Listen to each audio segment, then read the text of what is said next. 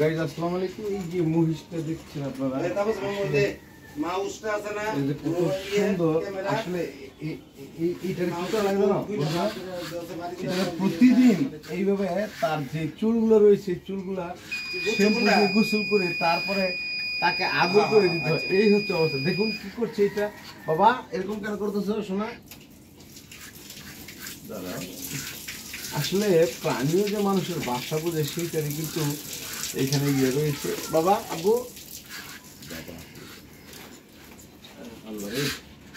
আপনারা দেখছেন কিন্তু গাইস,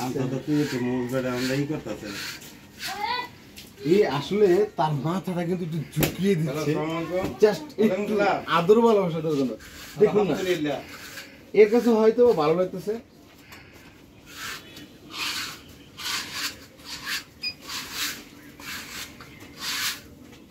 এটা কিন্তু মহিষ, খুবই উন্নত জাতের একটি মহিষ এখানে রয়েছে।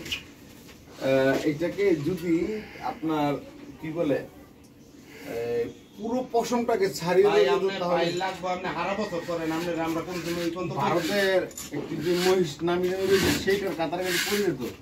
যাই হোক আমরা চেষ্টা করছি দেখা যাক কি হয়। ধন্যবাদ, ভালো থাকবেন, আসসালামু আলাইকুম।